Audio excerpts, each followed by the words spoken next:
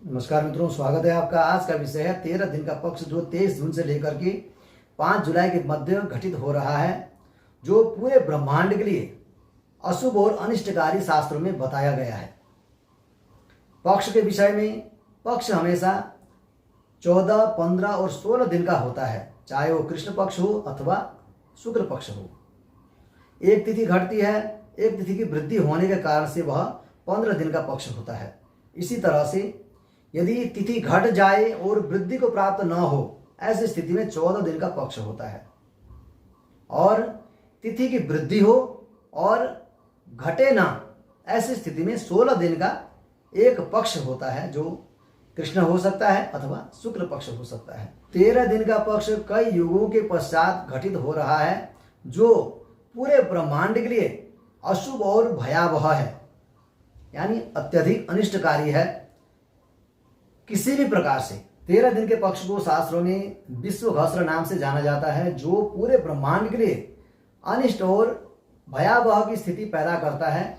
यह पक्ष, जिसका प्रमाण शास्त्रों में बहुत ही अशुभ और अनिष्टकारी बताया गया है, लिखा गया है, अनेक युग सहस्रयाम दैव योगात् प्रजायते त्रयोदश दिने पक्ष तदा संहरते जगत। इसका अर्थ है 13 दिन का पक्ष कई युगों के पश्चात प्राप्त होता है, जो पूरे संसार को हर लेता है, पूरे संसार के लिए नुकसानदायक होता है। तदा संहरते जगत, इसलिए 13 दिन के पक्ष को बहुत ही अशुभ और अकाल की स्थिति पैदा करने वाला बताया गया है।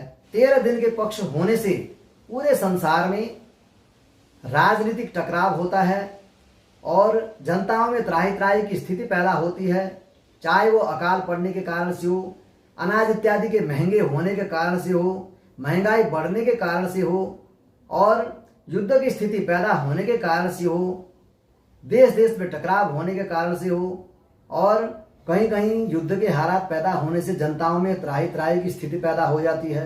हर प्रकार से नुकसानदेह स्थिति पैदा होने के कारण से जनताओं में ऐसी स्थितियां पैदा होती हैं 13 दिन के पक्ष के कारण से। शास्त्र में इसे बहुत ही अशुभ और नुकसानदायक बताया गया है। 23 जून से लेकर के 5 जुलाई के मध्य जो घटित हो रहा है, यह बहुत ही अनिष्टकारी पक्ष है। 2024 का वर्ष हर तरफ से किसी न किसी रूप से परेशानियों की स्थिति पैदा करता है, हर प्रकार से, चाहे वो मंगल शनि राजा मंत्री का योग हो, चाहे वो संवत्सर कालयुक्त नाम का संवत्सर हो, जिसका भी अशुभ फल बताया गया है। यानी राजा मंत्री, जो मंगल राजा है, शनि मंत्री हैं, इनका भी अशुभ फल बताया गया है धरती के लिए। और अब आ रहा है 13 दिन का पक्ष, जिसे विश्वघस्र नाम दिया गया है। यह भी पूरे ब्रह्मांड के लिए बहुत ही अनिष्ट और दुखदायी है। जनताओं में त्राही त्राही की स्थिति उत्पन्न करने वाला, अकाल की स्थिति उत्पन्न करने वाला, भयंकर रोगों को उत्पन्न करने वाला, जिससे जनता परेशान रहे, त्रस्त रहे, ऐसी स्थितियां उत्पन्न करता है यह पक्ष, जिसका असफल सारे ब्रह्मांड में देखने को मिल सकता है। यानी हम सभी को भोगना पड़ सकता है यह परेशानियां। 13 दिन के पक्ष में शुभ कर्म कदापि नहीं करना चाहिए, ऐसा शास्त्र में वर्णन है। यदि आप शुभ कर्म करते हैं, शादी विवाह हो, मुहूर्त आदि हो, उपनयन संस्कार हो, अथवा किसी भी प्रकार से शुभ कर्म करते हैं, तो आपको क्षय का सामना करना पड़ सकता है।